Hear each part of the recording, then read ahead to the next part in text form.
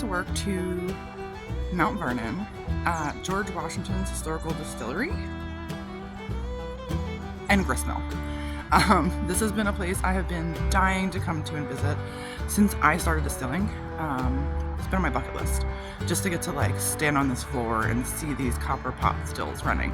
And today I'm gonna get to go inside and run one. So come with me and check out how cool this place really is. Let's go. These are fully functional reconstructions of the original gristmill and distillery, which would have been used in George Washington's time. In his day, they would have been run by slaves owned by George Washington. Today, we are happy to come and volunteer. So the distillery is run by volunteer distillers from all over, as well as interpreters from the Mount Vernon property and historians. Twice a year, we all come together to recreate the spirits that would have been made in the colonial and early American times. For me, and I think I speak for all of us that get an opportunity to come in and work on these projects, being able to work in Mount Vernon Distillery is quite an honor. We are able to step back in time and practice our craft traditionally, how it would have been done in the late 1700s, in the infancy of our country. To work in a distillery, which in its time would have been one of the busiest distilleries with the highest output in the United States of America. It is really special to be able to see this place functioning as it would have and to help operate it historically correct, exactly how it would have been operated in George Washington's time. This distillery is operating traditionally, basically historically correct, so we are using wood-burning fire. In the morning, we're going to come in, set the fires in these fire boxes.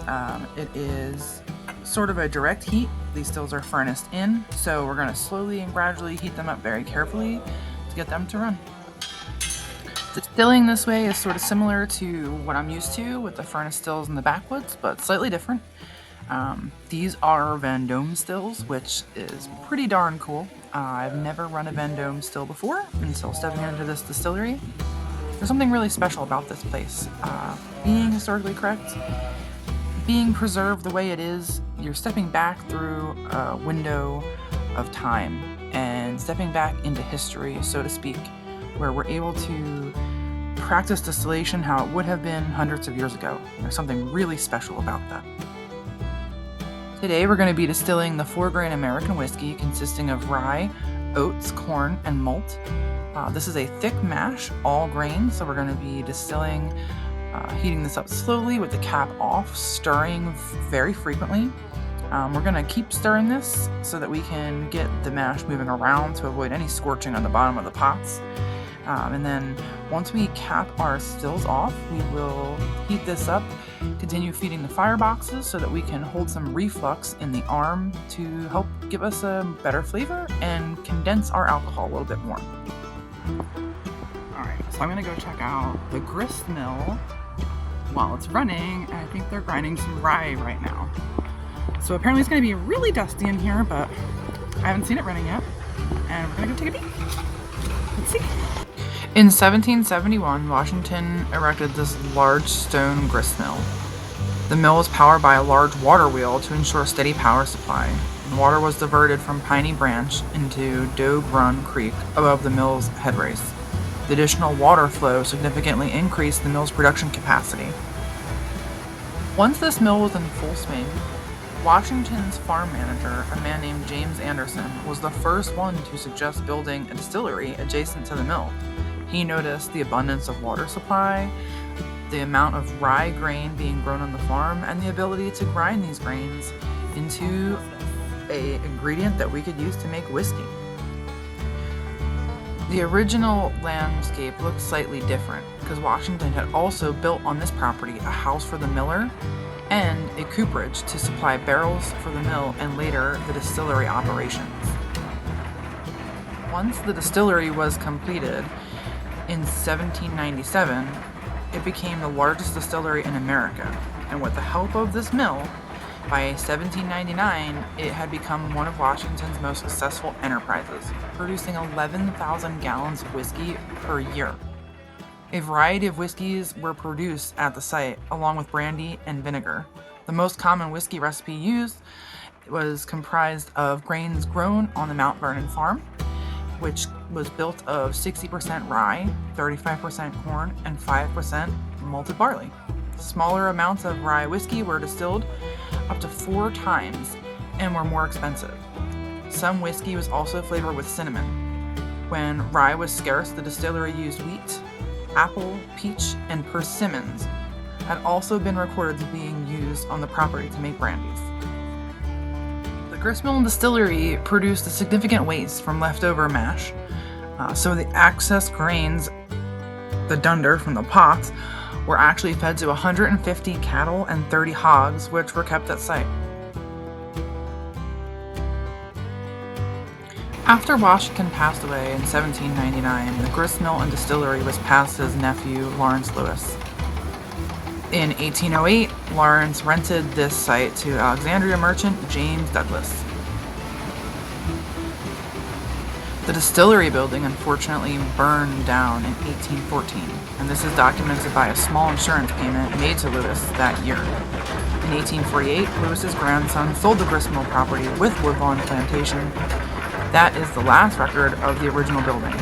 Local oral history suggests that the mill was quite run down by 1848 and was deconstructed sometime around 1850 because the use of these types of mills had really fallen out of efficiency. Both buildings were reconstructed by the Mount Vernon Ladies Association to help preserve this part of our history. Historians delved back through time and actually found the original recipes that George Washington would have used at the gristmill, and that's what we're making today. Guys, was the gristmill that is feeding the water and grains to the distillery where we're over here working. So, water goes in, sent over here. Let's check out how the water is being fed to the distillery now. Get back to my still. We're just heating up the fire boxes to do a run of a new mash bill, which is a 4-grain American whiskey today. They're incorporating some oats in there, along with the corn and the rye and barley. So it's smelling really tasty as it's heating up. This is so exciting and cool. I freaking love what I do. Okay, check this out. I want to show you guys this. As you can see, that water wheel is actually pushing extra water from the mill down these little boxes here into the distillery, and then that pipe right there at the corner runs along the front wall of the distillery and feeds 5 worms or condensers that are cooling down our liquor. Alright, now I gotta get back to work. Okay, so in the distillery where that water was going, I'm gonna show you, it's actually running through the wall over here.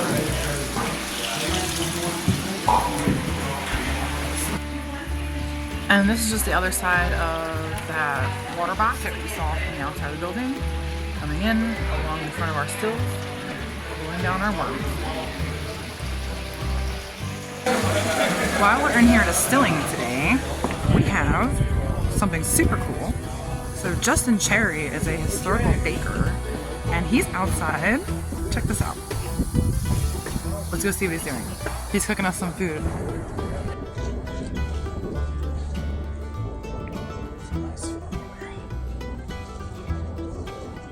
Hey Justin, what are you making for us today? We're doing a brioche type of bread made with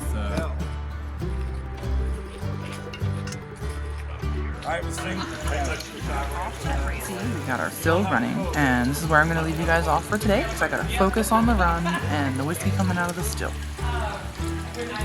Gotta say, there's something really, really special about this place and this whole experience. It's just an honor to be a part of this. You're literally invited to a time capsule back in history, a portal if you will, where you can step back in time every day, almost like you were living in the 1700s, and practice this craft that we appreciate so much, exactly like it would have been done back in this time period. And it's not just the fact that we're recreating history, but it's a special group of people that come together. A group of beautiful minds of distillers and historians and volunteers, interpreters from Mount Vernon, people from every walk of life that have some interesting kind of knowledge to contribute. I mean, it's an amazing group. It's an honor to be a part of and to learn from. I want to thank everyone who traditionally works at Mount Vernon because they were so welcoming to me, and especially Mr. Steve Bashore, the master distiller and historian, the head of Mount Vernon Distillery and Gristmill, for preserving this and keeping this a practice to invite eclectic minds to come together every year and carry out this craft. He's created a really, really beautiful and unique environment that I am so grateful to have been a part of and to share with you guys a little bit. I hope you appreciate this little peek into my experience as much as I did, and I appreciate you guys for hanging in there with me. As always, chase the craft and be good.